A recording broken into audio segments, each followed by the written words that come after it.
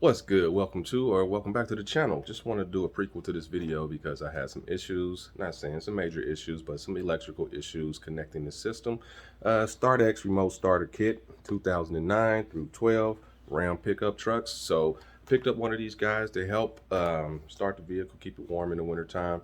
Also to have a remote start period, you know what I mean? So plug and play system. I had some issues with my connectors not giving me power. You'll see that in the video. So basically, just repeat the process if you have that issue. Hopefully you don't have that issue when you're installing this system, but excellent system, got it in. You'll see that on the video as well. It's been in for a couple of days, it's working great. So just wanted to do this video for you guys before I got started with the actual showing of the video. But I think it's an excellent system. It should last through time, and it is very simple to use and very simple to hook it up. So vehicle allows you don't have to have a standalone module by itself or as remote controller, but you can use it off your factory. So you'll see other videos, people installing this same system, and yeah, look at theirs too. So everybody does something different, and other people may have not had the same issue that I had when I was installing mine. And I wanted to add that because I started to make the video a little shorter and edit it, but you might run into this and you might have to repeat the process over a few times. So yeah, just want to add that, and let's get on with the video. Hey, what's good? Welcome back to the channel. Back with another video for you guys. Today I'm on a 2012 Ram 1500, getting ready to install this X-Start remote starter kit from 09 to 12. So getting ready to start this guy. Process, I've never installed a remote starter of any sort, so I just kind of stay away from wires under the dashboard as much as possible. So they said this one was pretty good. It's a plug and play kit, so I figured I'd pick one up and see what's in the box and go ahead and get started on trying to install it. So we have a wire harness here under the hood latch, all this stuff, a couple of zip ties. Hopefully I don't have to use this hood latch thing, really do, but we'll see as it goes. Have our modulator here as far as our brain of this system. It's got serial numbers on there. You can see this right here. It says warning sensitive electronics enclosed. Do not use if the seal is broken. So if you buy this, don't use it if the seal is broken unless you are cool with going about that. It says to put this under the hood after you install it. And it also comes with a pry removal tool. Okay, you have your information here. So I just wanted to open this guy, and it says please contact us before returning. So if you got to return it, contact them first, and hopefully they'll get you straight. But I'm getting ready to go through this so I can get ready to start this process, and we'll see you guys here in a minute when we go inside the vehicle. Be right back. All right, so we back. I figured I put something down for my knees since I'm going to be down there, but the first thing you're going to do is remove this guy right here and that one there. Phillips.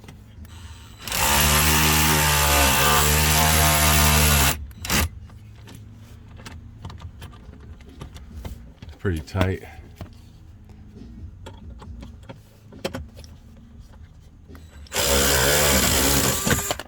That's one. Let's go over to this guy. Give it a couple spins. And let's use the gyration screwdriver. That's pretty nice. All you gotta do is twist your wrist the way you want it to go. All right, so we got light up under there. It says to take this on out.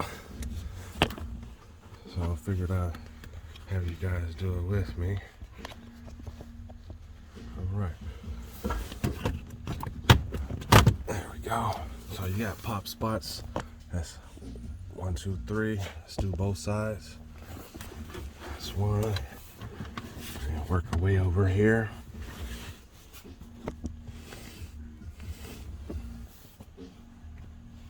Alright, so now it's time to pop this side out. There we go. Alright, let's lay this down out our way for a minute. Alright. Says to grab your harness. Open it up.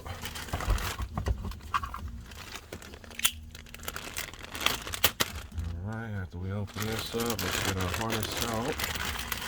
Doesn't say anything about installing the hood latch, but we're gonna need our harness. And we're gonna need our module box and our harness. And we're supposed to disconnect this guy right here to our ignition switch. All right, so let's disconnect that and pull it out. Just got a push tab, if I can get it.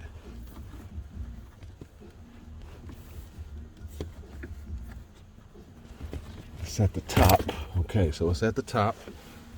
Got that out the way. Got our harness. Let's just disconnect it. We'll zip tie everything back up in a minute. Right.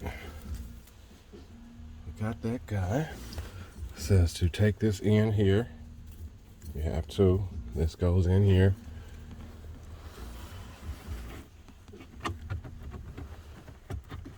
Got it to connect. This guy here connects to the same one that was in there. Make sure I don't have any stress on my wire. All right, almost got it. And you want to hear it click. There we go. So now we got it all the way in. All right, so after that, we're going to grab our module. Let's slide it on out. All right, after that, it says to connect our black wire with holding the button down. So we got our button and we're going to hold it down to this cycle. Hold it down, this button here, until it cycles through. And we're going to connect our black wire here. Yep, and they're all pretty much coded color wise. All right, so let's hold this down. Let's connect our black wire. Check your harness. Looks like it goes straight in this way. All right, we got it all the way in. We're holding it down. And let me make sure if the key's supposed to be on in the ignition. Give me a sec. All right, so that didn't work with the power off. So let's do the same procedure with the ignition on and see what happens this time while we're holding our module down. All right, so let's hold this button down again and see if we get power to this guy this time. Make sure our connector is facing the right way. Holding the module down. And let's plug it in and see if it starts blinking. Okay, so it's not blinking for me. So let's try it again. And now the key is stuck. All right, let's try it again. I might be replugging stuff back in for a minute. I got that there. Ignition switch. All right. So we have no juice right now at this moment. There we go. All right, so I moved that. Let's cut the key back off and pull it out. Guess it was something to do with this guy when I moved the switch. But let's try it again. Okay, I'm gonna hold the button down. I'm gonna pop her in. Make sure it's on the right side facing up. You have a little sleeve, you'll be able to see it. Let's see if we get some blinking now. And we still have no blinking. Anything going on here? Nothing's going on here. So we still have no blinking. So it says to disconnect this if it's not blinking and redo the same process again. So if this doesn't happen for me, I'm holding the button down again. I'm going to turn the ignition back to the on position if this doesn't work. Still holding it down. All right, so unplug it again. Just kind of be gentle. Let's do the key situation again. And we still have that same issue. I heard it dinging a minute ago.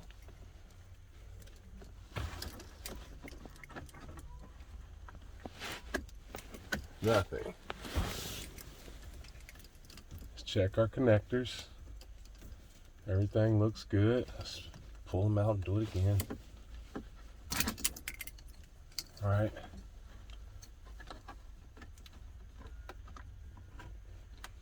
It's supposed to be just real quick and simple, but you know, sometimes stuff don't happen the way you want it to.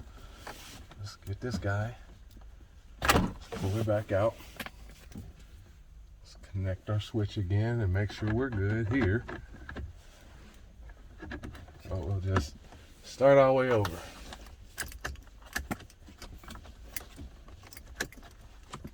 All right, so we got that back in.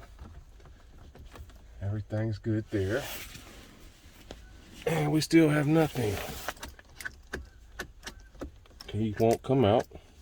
So I got something going on with this ignition or something right now. So let me see what's going on, because I should have done the plug and play thing and I'm still getting no power. So give me a second, figure it out. All right, so I disconnected everything. I reconnected everything. Hopefully we get action this time. Grab our module box. And let's hold this button down like it tells us to, and slide our connector into the black one, which would be this side. So let's hold it down, slide it in, make sure your connector's facing the correct way, and see if we get power. There we go. Hold it down till it cycles through and turns solid. And I'm gonna hold it, let it go blue only. There we go, and let it go, says. All right, so after we have our solid blue, this says to connect all of them back in, the remaining ones. So let's connect the remaining ones very gently. 1, 2, and 3. Right here at the top. Still don't hit the button again. So we got everything in. All right, so let's lay that there, nice and safe. All right, let's go to the next step, which will be to put the key in.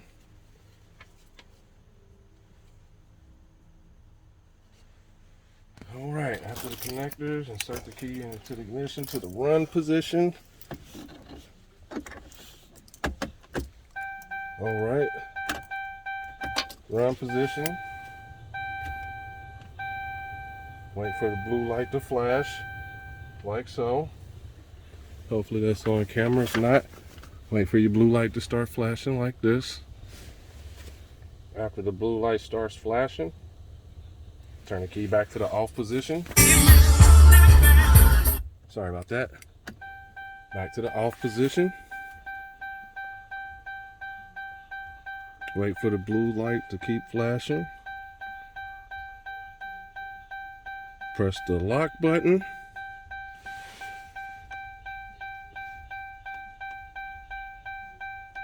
To off position.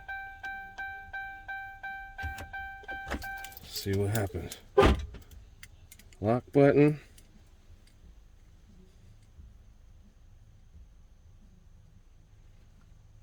All right, the blue light is off like it says it should turn. And let's see if it starts. Let's do the 1, 2, 3. 1, 2. There we go. All right, and she is connected and she is doing her thing. All right, so now all we have to do is push the button, the lock button, 3 times,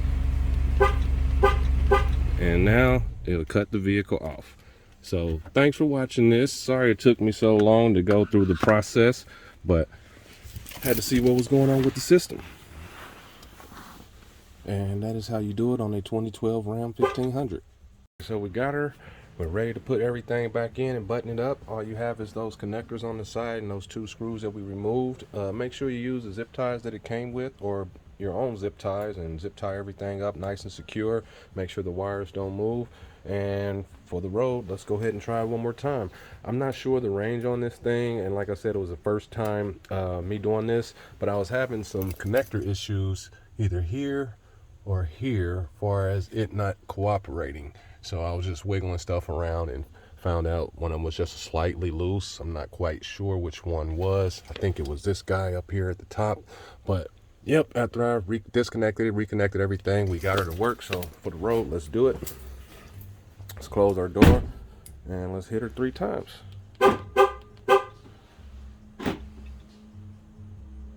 You hear the doors do a thing. Horn and beep again. It doesn't do that normally. But yep, horn beeps again. Let's turn around, see how fast that happens. All right, it cuts off very quickly, a lot quicker than my other vehicle. But yeah, this is how you do the process. Thanks for those who stayed for the video. Oh, gotta unlock it. Oh, let me not get a copyright. There we go. And the doors automatically lock after you open the door, so just kind of make sure you don't leave your keys in there or anything. But that's something new that it wasn't doing before, locking after I open the door. But it's a nice safety feature as well. Just make sure you got your keys or a spare key. But about to lock this guy back up in there and zip tie everything. I like the system, it worked out great. So yeah, I'm gonna check the range and everything and see how far I can do this same thing. So thanks for watching. Hopefully this helps you out on the install. I know my video is a little longer, but I was having some electrical issues, as you can see if you're watching this. So thanks for watching. The video is straightforward. If you were to scan the QR code, it is very, very simple. And I just wanted to do this because, it helps my channel when everybody does something different, and you may have this same issue. And just to see, just disconnect everything and put it back. And till the next video, guys, I appreciate you watching, and I'm out.